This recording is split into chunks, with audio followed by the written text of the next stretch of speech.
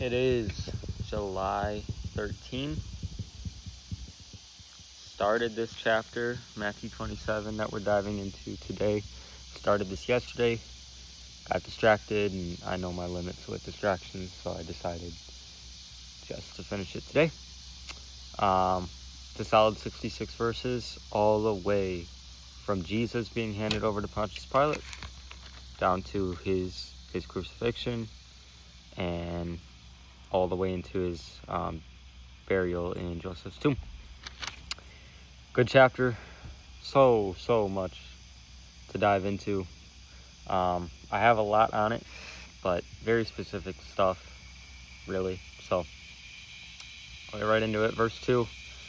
I wrote down 2 trials took place over Christ, one Jewish and religious, one Roman and secular. So Jewish and religious, that would have been Rome, or sorry, not Rome. That would have been with Pilate, I believe. Herod would have been over Rome, and Herod's would have been the Roman and secular. Pilate would have been Jewish and religious, and he was with Pilate twice, the first time and then the third time, and he was with Herod once in the middle between the 2 Pilate ones. And Pilate was the only one who was given charge over execution. Herod could not do that. As we know, he was sent to Herod after Pilate was, he didn't want to have anything to do with it, basically. He felt he had no charge, and he was right, I guess. Sorry, my leg is so itchy. Long day at work today.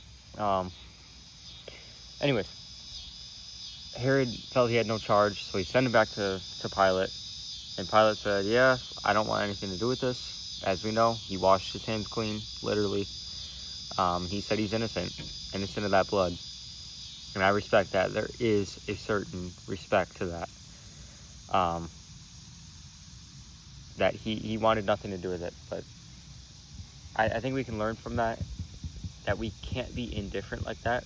We need to be faithful and upholding to what we believe and know in our faith.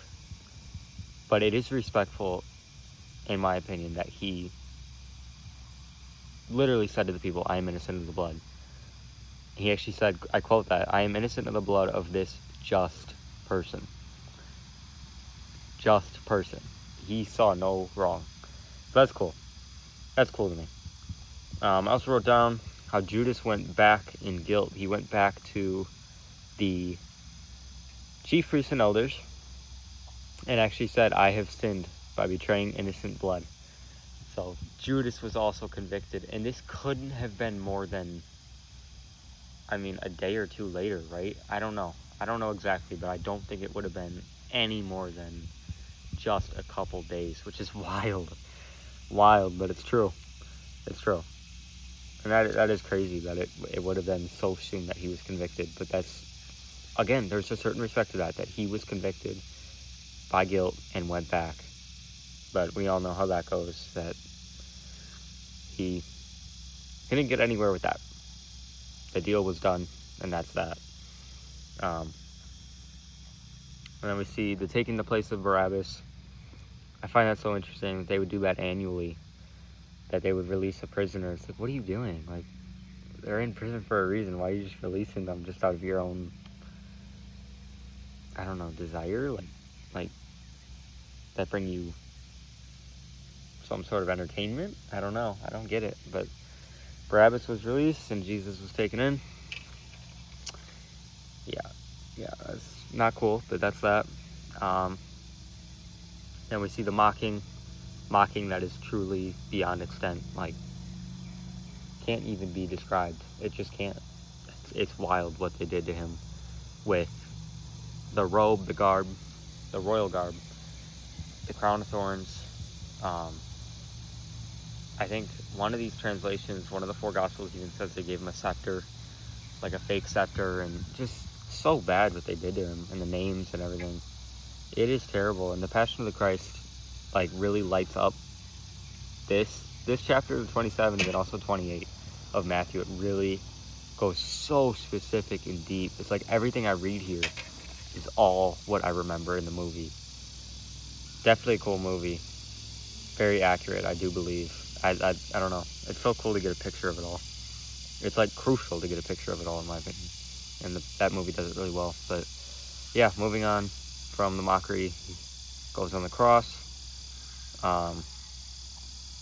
Verse 42 says, he saved others, himself he cannot save. If he is the King of Israel, let him now come down from the cross, and we will believe him. That last part, we will believe him. Do I believe that they would believe him if he actually did come down? Absolutely not. I don't think they would. I think he gave them signs beyond what he ever should have had to for somebody to believe and have faith, but they were hard-hearted, and I believe this would be no different for him to come down from the cross and do that type of miracle, or send 12 legions of angels, which he could at any point, right? They would not care. But we see here, actually, in verse 51, sorry, not 51, 54, when the centurion and those with him who were guarding Jesus saw the earthquake and the things that had happened after he dies, right, and the temple veil is torn, which I'll get to in a second, they feared greatly, saying, truly this was the Son of God. So now that it's all said and done, now they believe, now they see it. Obviously too late, but they now were convicted of their lack of heart, right, of faith. They said this was the Son of God. They saw it. Their eyes were opened, but only after. And back to the veil, the temple. Really cool picture that shows that opened up the divide for us to be able to have intercession with God, to not have to go through a high priest, right, but to be able to pray, to be able to have the Spirit with us. My starting notes, I should say, the tearing of the veil signified that the way into God's presence was now open. It was open to all through a new and living way. The fact that it tore from top to bottom showed that no man had split the veil.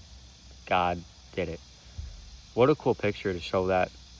And that veil, too, we know from the, I think back in Exodus, maybe Deuteronomy, Leviticus, probably Leviticus, actually, now that I think about it. When they were building the temple and all, we know how thick that veil was, I believe, and it was like really thick, like feet, like it was thick, and it tore top to bottom just like that right when it happened. And that's crazy. It's crazy, but it's true, and it's really, really cool. So that's the majority, quick through Matthew 27, things that I caught. This is deep stuff. This is stuff that I want to take slow, and it's stuff that I will take slow, for sure. And I was called to do Mark 15 as well today. That's going to happen tomorrow, so we'll get there when we get there. But I want to take my time with this because it means a lot to me, these chapters and the importance of this scripture. So that's that. Peace out.